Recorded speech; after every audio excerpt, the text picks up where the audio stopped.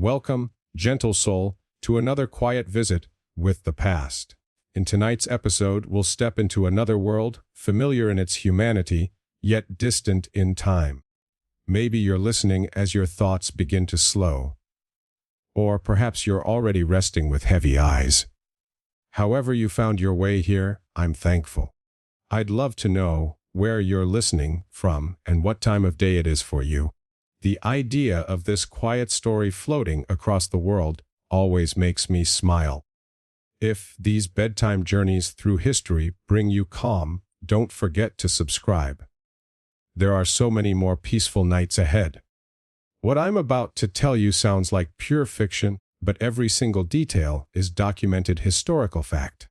We're talking about a woman who went from performing in Constantinople's seediest entertainment venues to sitting on the throne of the most powerful empire on earth. The journey between those 2 points is filled with political intrigue, religious controversy, and power moves that would make modern politicians blush. I'm talking about Theodora, and by the end of this, you're going to understand exactly how she pulled off one of history's most incredible transformations. Most people think they know how power works in the ancient world. They imagine emperors making all the decisions while their wives sat quietly in the background, maybe influencing things behind the scenes. Theodora obliterated that entire playbook. But before we dive into the palace, intrigue, and the political master strokes, we need to start where it all began, because understanding Theodora's rise means understanding just how impossible her journey should have been according to every rule of Byzantine society. The year is around 500 AD and Constantinople is the beating heart of the Byzantine Empire. This isn't just any city. This is the new Rome, the Christian capital that Emperor Constantine built to rival anything the old Roman Empire ever produced. The streets are filled with merchants from across the known world, the air thick with incense from countless churches, and the imperial palace complex sprawls across 7 hills like a city within a city. But Constantinople has another side, one that the imperial court pretends doesn't exist. In the entertainment district near the Hippodrome, where 90,000 screaming fans gather to watch chariot races, there's a different kind of theater happening. This is where Theodora's story begins in a world that respectable Byzantine society considers beneath contempt. Her father, Acacius, works as a bear keeper for the green faction at the Hippodrome. You have to understand what this means in Byzantine culture. The circus factions aren't just sports teams. The blues and the greens are political powerhouses, almost like political parties with their own armies of supporters. These factions can make or break careers, start riots that burn down half the city, and even influence who becomes emperor. But being a bear keeper, that's bottom-tier work. Acacius is responsible for training the bears that perform between chariot races, feeding them, making sure they don't maul the crowd. It's dirty, dangerous work that puts him barely above the level of slaves in Byzantine social hierarchy. And when Acacius dies, while Theodora is still a child, her family situation becomes desperate.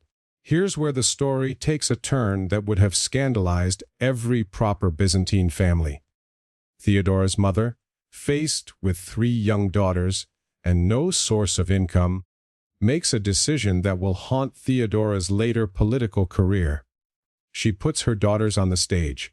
In 6th century Constantinople, actresses aren't like modern performers. They're considered barely a step above prostitutes. The line between entertainment and prostitution is deliberately blurred, and everyone knows it. Actresses perform in crude comedies, often appearing partially clothed or in sexually suggestive scenarios. They're expected to be available for wealthy patrons after shows. It's a world where survival often depends on your willingness to compromise your dignity. Theodora starts as the youngest member of this theatrical troupe, initially just carrying costumes and props for her older sisters. But even as a child, something sets her apart. Contemporary accounts describe her as strikingly beautiful. But more importantly, she possesses an intelligence that cuts through the crude entertainment world like a blade. As she grows older, Theodora doesn't just perform in these theatrical productions. She begins to master them. She understands that in a world where women have almost no official power, sexuality and wit become weapons of survival. But here's what makes Theodora different from every other actress struggling in Constantinople's entertainment district. She's not just surviving, she's studying. While other performers focus solely on pleasing their immediate audience, Theodora is watching the power dynamics in the crowd. She's learning which wealthy patrons have real influence, which ones are all show and no substance. She's developing an almost supernatural ability to read people, to understand their desires, their fears, their weaknesses. The theatrical world of Constantinople is brutal, but it's also a strange kind of education. Theodora is exposed to people from every level of society. Wealthy merchants, minor court officials, foreign dignitaries, religious leaders who publicly condemn the theater, but privately attend performances. She's learning languages, picking up fragments of philosophy, theology, politics. Most importantly, she's learning how power really works, not from books or formal education, but from watching it in action. But the theater world has its limitations, and Theodora quickly realizes that to truly escape her circumstances, she needs to aim higher. This is where her story takes another dramatic turn. She becomes the mistress of a minor official named Hesibulus, who's been appointed governor of Pentapolis in North Africa. Now this might sound like a step up, and in some ways it is. Hesibulus provides Theodora with a taste of respectable society, a glimpse of how the other half lives. But it also becomes one of the most dangerous periods of her life. Because Hesibulus isn't just any governor. He's a man with a violent temper and absolute power over his territory. The relationship starts well enough. Theodora gets to experience luxury for the first time in her life. She's living in a governor's palace, wearing expensive clothes attended by servants. But she also discovers that trading sexual favors for security is a precarious business when your patron holds your life in his hands. The exact details of what happens in North Africa remain murky, but the outcome is clear. Hesibulus either tires of Theodora, or she does something that enrages him. Either way, she finds herself cast out, stranded in a foreign land with no money, no protection, and no way to return to Constantinople. This is the moment that could have ended Theodora's story completely. She's hundreds of miles from home in a region where her reputation means nothing, where she knows no one. For most women in her position, this would be a death sentence. But Theodora doesn't just survive this crisis, she uses it as an opportunity for complete reinvention. Here's where the story becomes almost mythical in its implications. Theodora doesn't immediately try to return to Constantinople. Instead, she travels to Alexandria, one of the great intellectual centers of the ancient world. And in Alexandria, something profound happens to her. She encounters Monophysite Christianity. Now, you have to understand what a radical choice this is. The Byzantine Empire is officially Chalcedonian Christian, meaning they believe Christ has two natures, human and divine. Monophysites believe Christ has only one divine nature. This might sound like theological hair-splitting, but in the 6th century, this difference is worth going to war over. By embracing Monophysite Christianity, Theodora isn't just choosing a different religious interpretation. She's aligning herself with a movement that the imperial government considers heretical. She's making a political statement that will later have enormous consequences for the entire empire. But there's something deeper happening here. In Alexandria's Monophysite community, Theodora discovers intellectual and spiritual resources that were completely unavailable to her in Constantinople's entertainment district. She's exposed to serious theological debate to learn discussions about the nature of power, justice, and human dignity. For the first time in her life, she's in an environment where her intelligence is recognized and cultivated rather than simply exploited. The woman who eventually returns to Constantinople is fundamentally different from the actress who left. She still possesses the street smarts and survival instincts that kept her alive in the theater world. But now she also has something else, a coherent worldview, a sense of mission, and most dangerously, absolute confidence in her own abilities. She's also developed something that will prove crucial in the political battles ahead, a network of allies among the Monophysite community. These aren't just religious supporters, they're merchants, minor officials, intellectuals, people who exist on the margins of official Byzantine society, but who collectively wield significant influence. When Theodora arrives back in Constantinople, she's not returning as a failed actress seeking to rebuild her career. She's returning as a woman with a plan. And that plan involves nothing less than reshaping the empire itself. But first, she needs to find a way into the imperial court. And the path she chooses will shock everyone who thought they knew what she was capable of. The man who will become her ticket to ultimate power is already rising through the ranks of Byzantine politics. His name is Petrus Sabatius, but history will know him by his imperial name, Justinian. And when these two extraordinary individuals meet, the collision will send shockwaves through the ancient world that we're still feeling today. But that meeting, and everything that follows from it, is where our story really begins to accelerate into something that sounds too incredible to be true. The meeting between Theodora and Justinian happens in the most unlikely of circumstances, and it's a moment that will literally change the course of world history. But here's what makes this encounter so fascinating. When these two people first lay eyes on each other, neither one is anywhere close to the throne. Justinian is still just the nephew of Emperor Justin, a rising star in the imperial administration, but far from guaranteed power. And Theodora, she's a former actress trying to rebuild her life in a society that will never let her forget her past.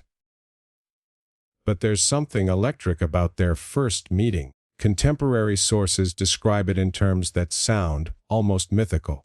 Justinian, who's already in his 30s, and considered one of the most eligible bachelors in Constantinople, becomes completely obsessed with this woman who carries herself like she already owns the world. And here's what's absolutely mind-blowing about their relationship. This isn't some typical arrangement where a powerful man takes a beautiful mistress. From the very beginning, Justinian recognizes that Theodora possesses something he desperately needs: political instincts that are sharper than anyone else in the imperial court. Think about Justinian's position at this moment. He's brilliant, well-educated, deeply religious, and absolutely committed to restoring the Roman Empire to its former glory. But he's also bookish, sometimes indecisive, and he's never had to survive in the kind of brutal environment that forged Theodora's character. He knows law and theology and military theory. She knows people.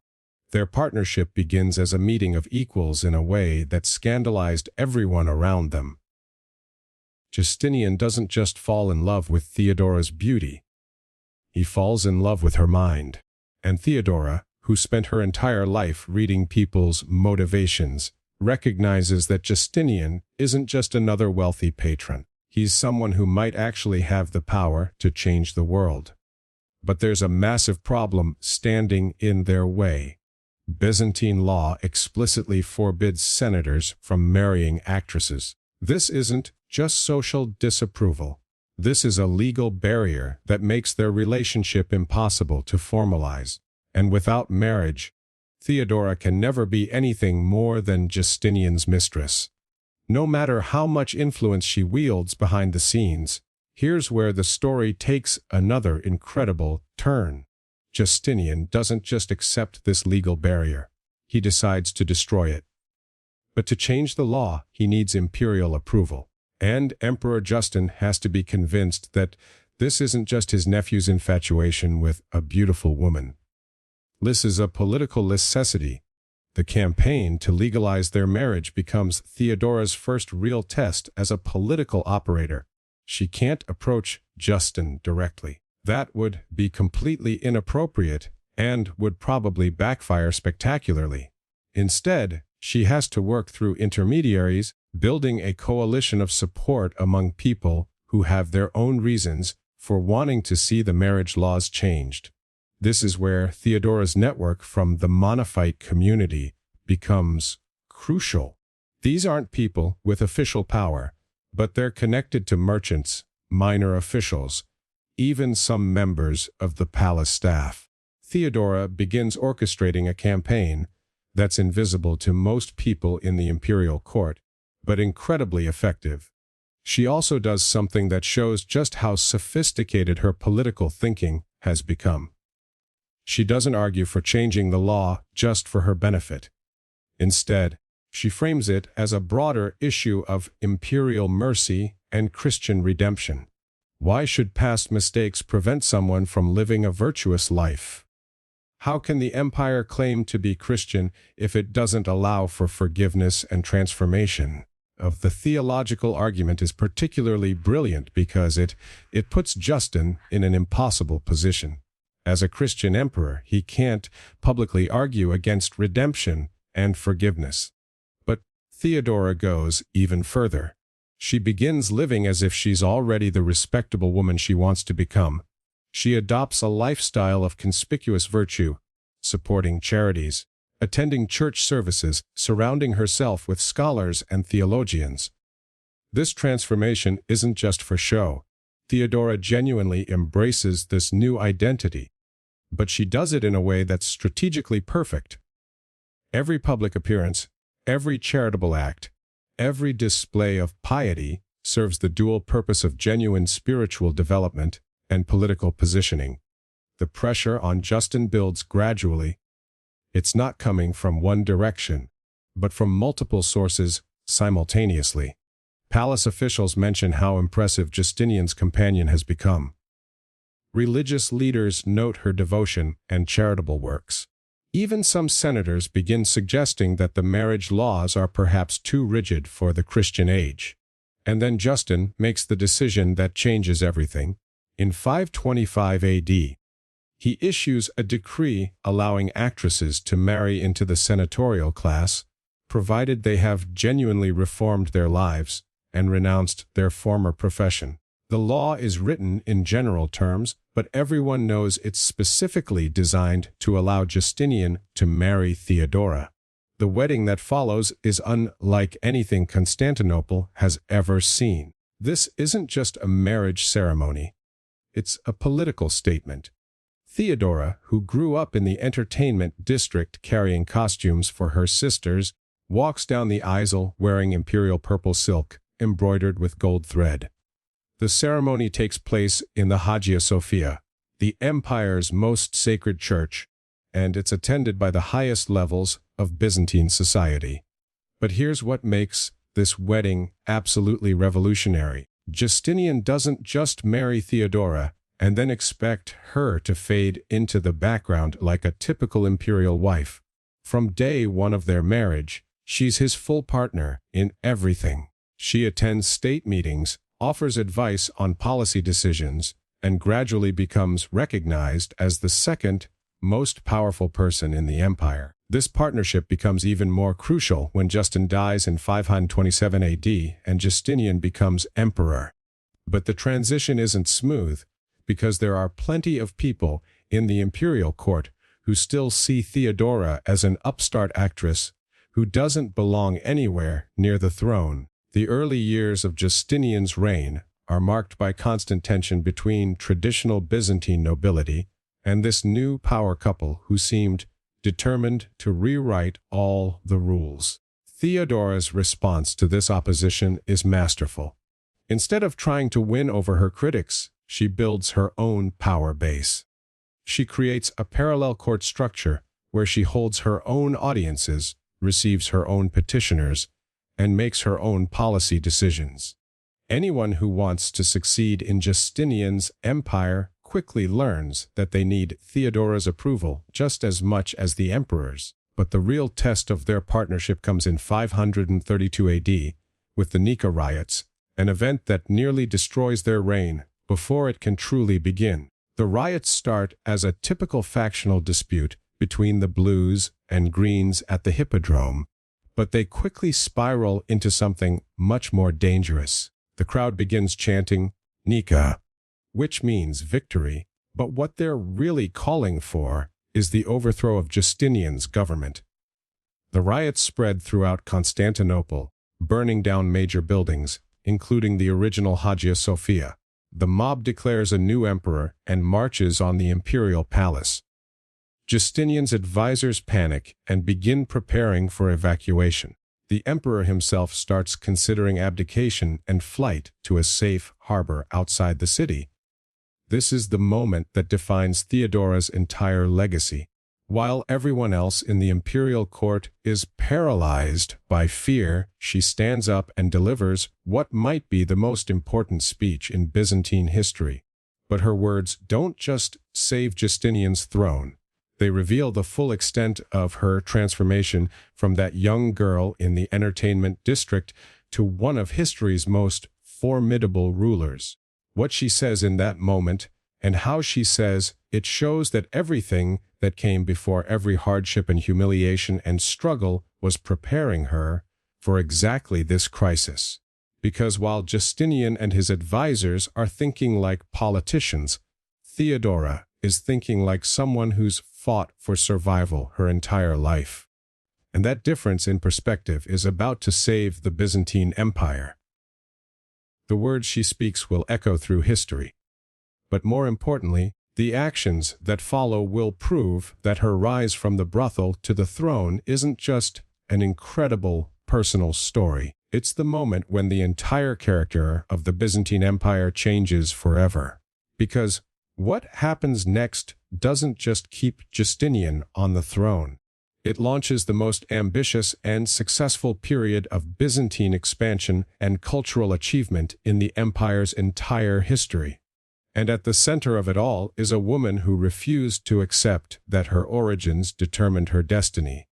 The words she speaks are, "My lords, this is not the time for flight. Even if flight would save us. Every man who has been born into this world must die, but one who has been emperor cannot endure to be a refugee.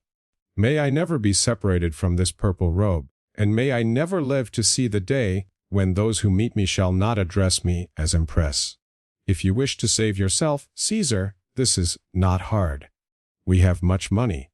There is the sea. Here are boats. But think whether when you have been saved, you would not gladly exchange that safety for death. As for me, I like a certain ancient saying that royalty is a good burial shroud. What she's doing here is brilliant beyond measure. She's not just shaming Justinian into staying and fighting. She's reframing the entire crisis. Instead of seeing this as a choice between certain death and possible escape, she's presenting it as a choice between dying as an emperor or living as a coward. But more than that, she's making a promise by declaring that she will never live as anything other than an empress. She's telling Justinian that if he chooses to fight, he won't be fighting alone. The woman who climbed from the lowest depths of Byzantine society to the imperial throne is willing to risk everything she's gained rather than give up what they've built together.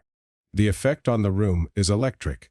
Justinian's advisors, who moments before were debating escape routes, suddenly find themselves planning a counterattack.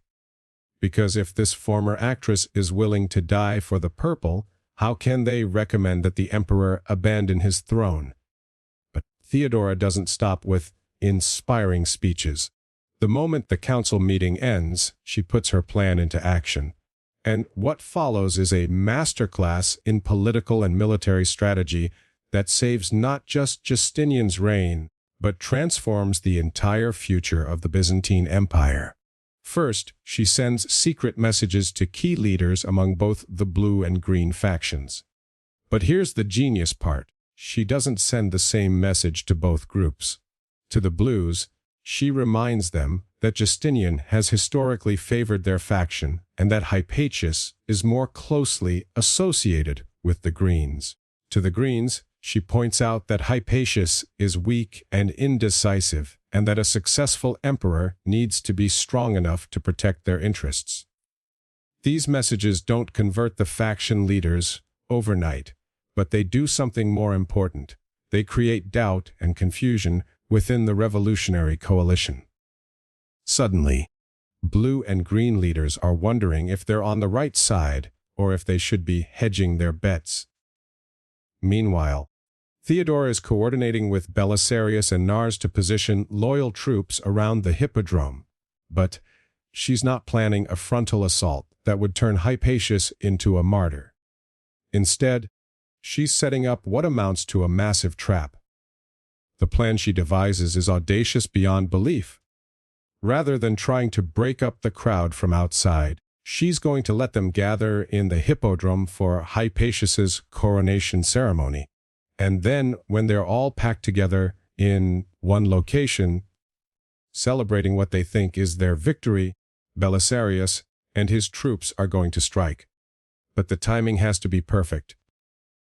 Too early and the crowd will disperse and continue the riots throughout the city. Too late and Hypatia's coronation becomes legitimate in the eyes of the people. Theodora calculates that the optimal moment is right after Hypatia accepts the crown, but before the ceremony concludes. What happens next unfolds exactly as Theodora predicted. The crowd gathers in the hippodrome, over 30,000 people packed into the arena. Hypatia, wearing borrowed imperial regalia, is going through the motions of accepting the crown. The ceremony is reaching its climax when Belisarius strikes.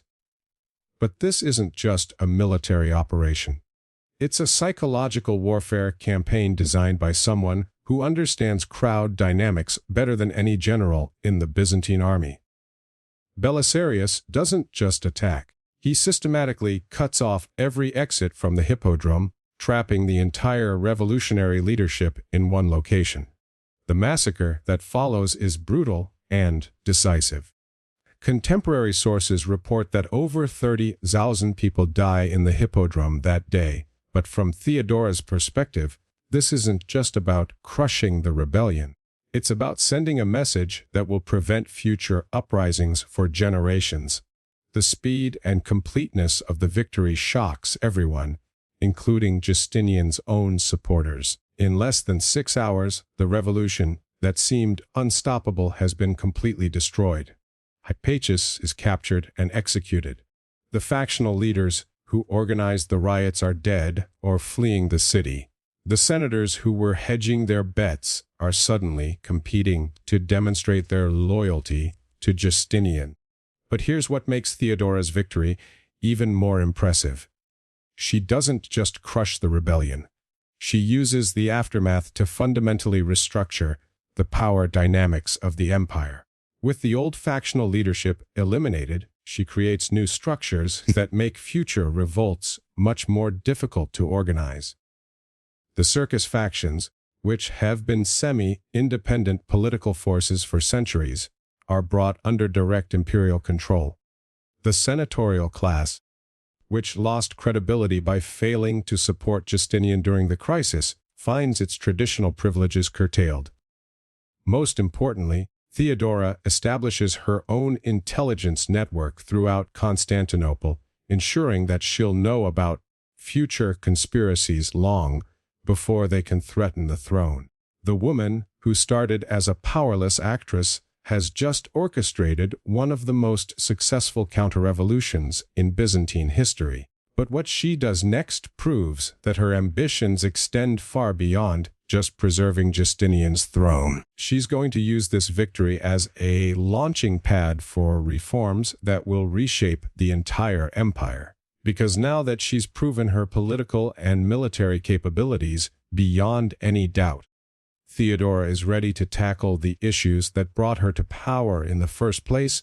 The legal restrictions that once prevented her marriage to Justinian are just the beginning. She's about to launch a series of social and religious reforms that will fundamentally change what it means to be a woman, a slave, an actress, or a religious minority in the Byzantine Empire. And she's going to do it all while managing the most ambitious military expansion in Roman history since the days of Trajan, because Justinian's dreams of reconquering the Western Empire haven't died.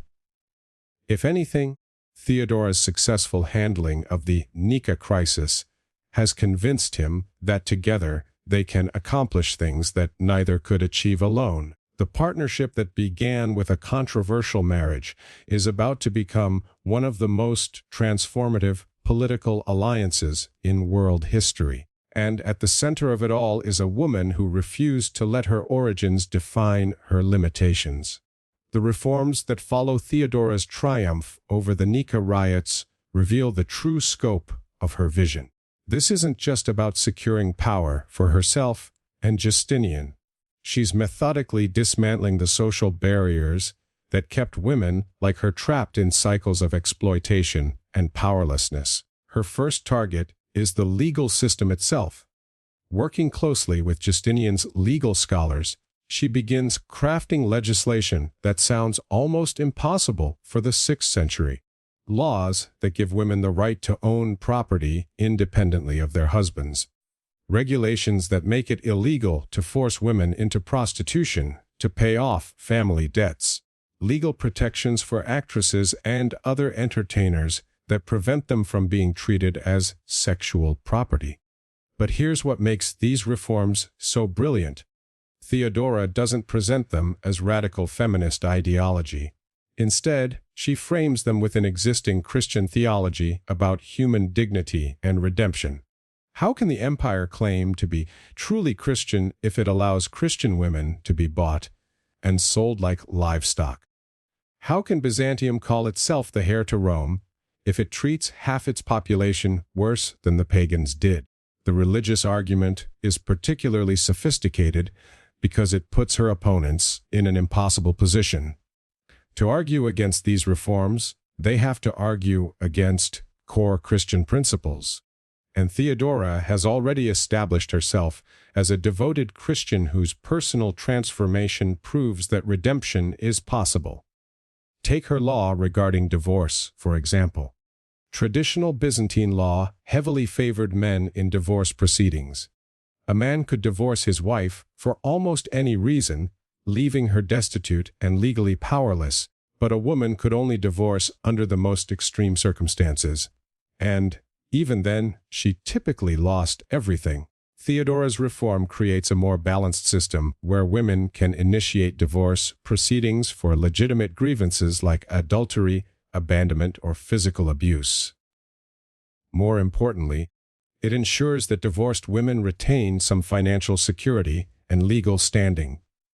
The law doesn't make divorce easier, but it does make it less catastrophic for women. The reaction from traditional Byzantine nobility is predictably outraged. They see these reforms as attacks on the natural order of society. But Theodora has learned to anticipate this opposition, and she's prepared for it. Every major reform is accompanied by a carefully orchestrated campaign that demonstrates its practical benefits. When senators complain that allowing women to own property will destroy family stability, Theodora arranges for them to meet successful female merchants who use their economic independence to strengthen their families. When religious leaders worry that protecting actresses will encourage immorality, she introduces them to former entertainers who've used legal protections to leave that life and become respectable wives and mothers. But her most audacious reform targets the institution of slavery itself. Now, Theodora doesn't abolish slavery outright. That would be politically impossible and economically devastating. But she does something almost as radical. She makes it significantly easier for slaves to buy their freedom, and she creates legal protections that prevent the worst abuses of the slave system. The law she's most proud of deals with something that hits close to her own experience. It becomes illegal to force free women into slavery to pay off debts. This might sound like a minor change, but in practice, it eliminates one of the primary ways that families like Theodora's ended up trapped in cycles of exploitation. Here's a specific example of how this law works in practice. A merchant named Marcus owes money to a wealthy senator.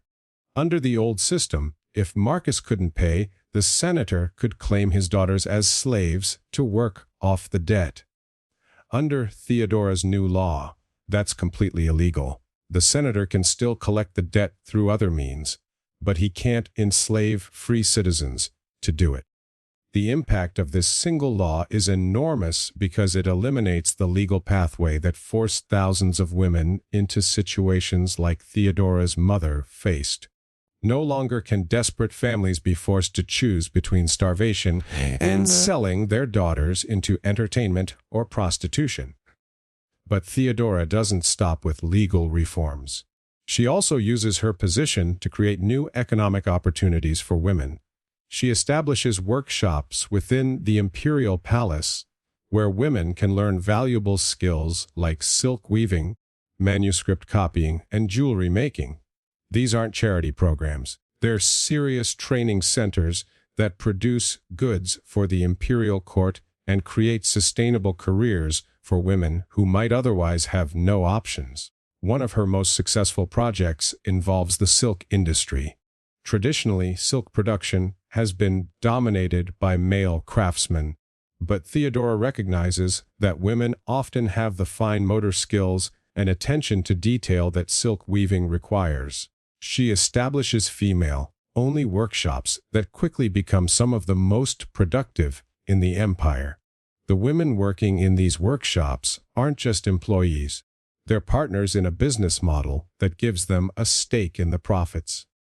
As their skills improve and the workshops become more successful, the workers earn more money and gain more independence. Some eventually leave to start their own businesses, creating a multiplying effect that spreads economic opportunity throughout Constantinople. But here's what makes Theodora's economic programs so effective. She doesn't just create opportunities for women and then walk away.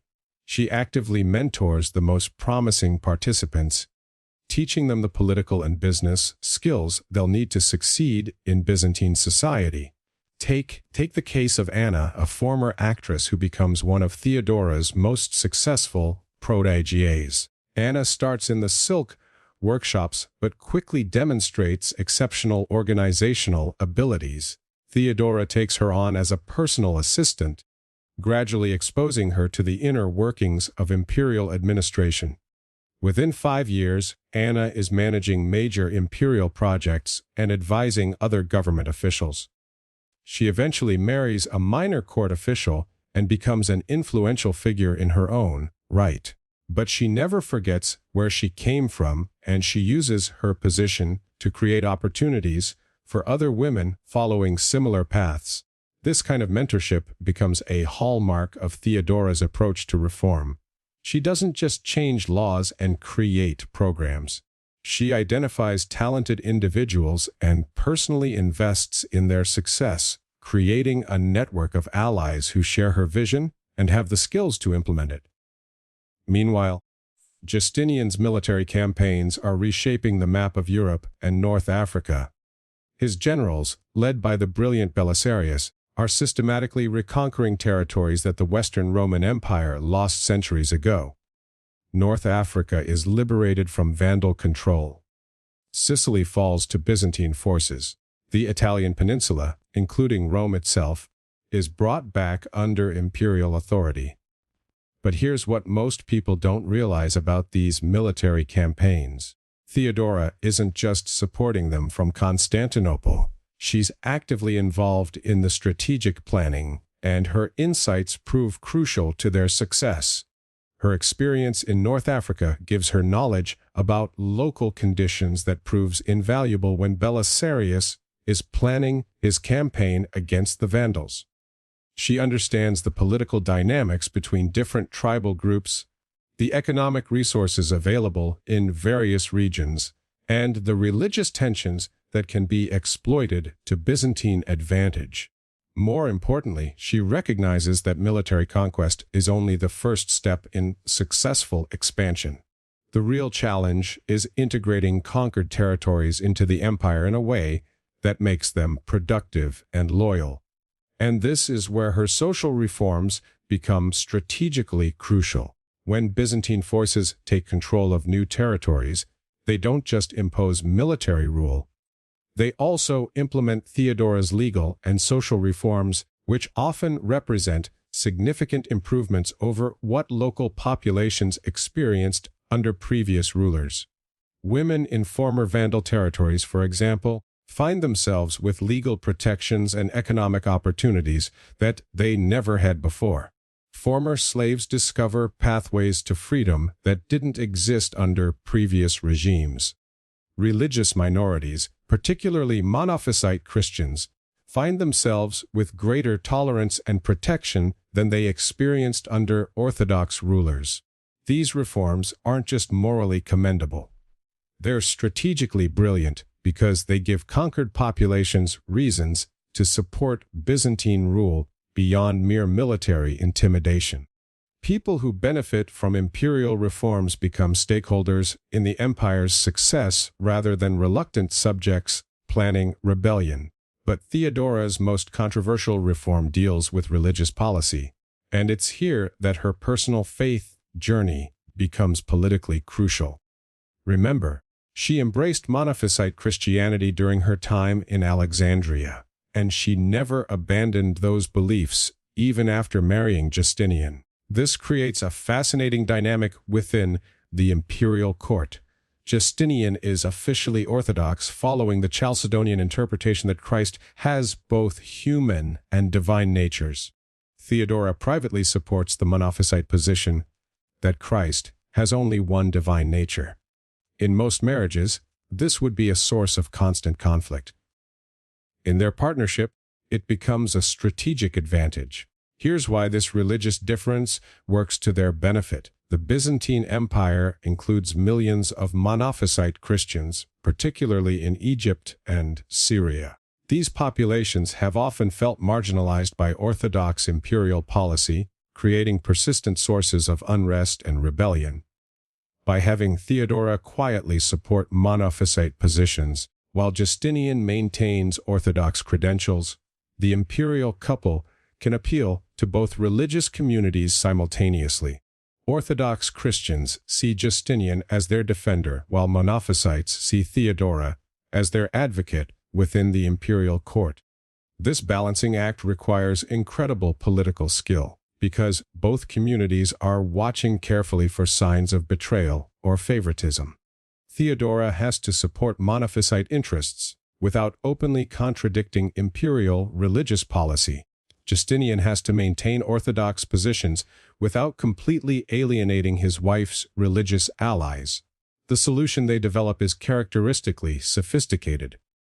Publicly, the empire maintains Orthodox religious policy, but privately, Theodora uses her influence to protect Monophysite leaders from persecution and to ensure that Monophysite communities have access to imperial resources and opportunities. She also does something even more clever. She begins hosting theological debates in the imperial palace, where Orthodox and Monophysite scholars can present their positions in a respectful intellectual environment. These debates don't resolve the theological differences, but they do create a culture of dialogue rather than persecution. The impact of this policy is enormous. Religious tensions that previously led to riots and rebellions are channeled into scholarly discussions. Monophysite communities that might otherwise support separatist movements instead focus their energy on participating in these theological debates and building relationships with imperial authorities. But perhaps Theodora's most personal reform involves the entertainment industry that shaped her early life. She doesn't try to eliminate theater and entertainment from Byzantine culture. Instead, She works to eliminate the exploitation and degradation that made her own childhood so traumatic. New laws require that entertainers be paid fair wages and work under safe conditions. Contracts that essentially sold performers into sexual slavery are declared illegal. Most importantly, children can no longer be forced into entertainment careers to pay off family debts. She also creates alternative career paths for people trying to leave the entertainment industry. The workshops and training programs she establishes specifically recruit former actors and actresses, giving them skills and opportunities that can lead to respectable careers. The transformation of Constantinople's entertainment district becomes one of Theodora's most visible successes. The same neighborhoods that once symbolized exploitation and desperation gradually become centers of legitimate commerce and skilled craftsmanship. But not everyone appreciates these changes. Traditional Byzantine elites see Theodora's reforms as attacks on their privileges and power. They can't directly challenge the Empress, but they can and do work to undermine her initiatives through bureaucratic resistance and quiet sabotage. The opposition Theodora faces is sophisticated and persistent. Senators who publicly support her reforms privately instruct their subordinates to implement them as slowly and ineffectively as possible. Religious leaders who can't openly oppose her theological debates work to exclude Monophysite scholars from participating. Government officials who depend on imperial favor for their careers find ways to delay and complicate the program she champions. Theodora's response to this resistance reveals just how much she's learned about wielding power effectively. She doesn't waste energy trying to convert her opponents or win them over with logical arguments. Instead, she systematically replaces them with people who share her vision and have the competence to implement it. This isn't a purge in the traditional sense. She doesn't execute or exile her opponents. Instead, she uses the normal processes of imperial administration to promote allies and marginalize enemies. Officials who resist her reforms find themselves transferred to less important positions. Bureaucrats who support her programs receive promotions and increased responsibilities.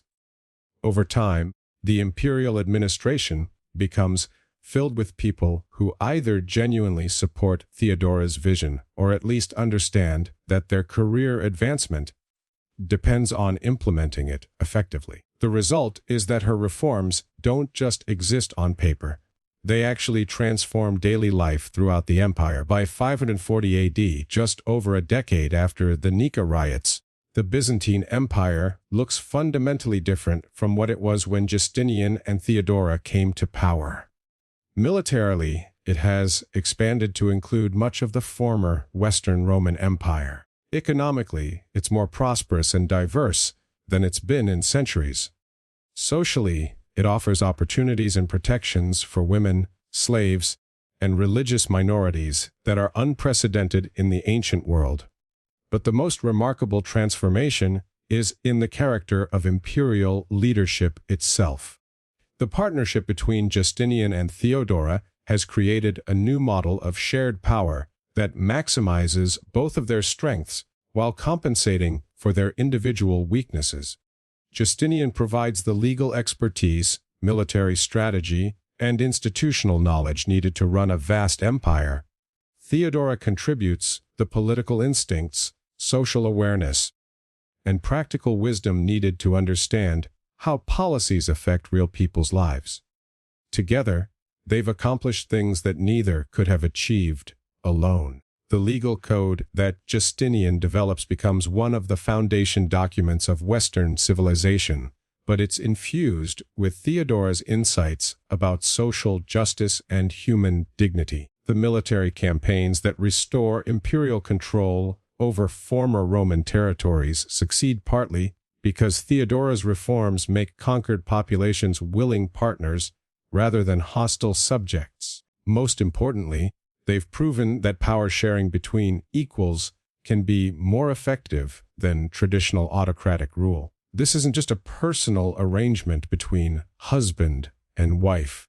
It's a new model of governance that influences how the Byzantine Empire operates for generations. But their greatest challenges still lie ahead. The plague that will devastate the ancient world is approaching. Military campaigns in Italy are about to bog down in costly sieges and guerrilla warfare. Religious controversies that seemed resolved will flare up again with new intensity. And through it all, Theodora will continue to be the target of critics who can never accept that a former actress has become one of history's most effective rulers. The whispers about her past will never completely disappear, and her enemies will continue looking for ways to use her origins against her. But by now, those attacks have lost most of their power. Theodora's accomplishments speak louder than her critics' complaints.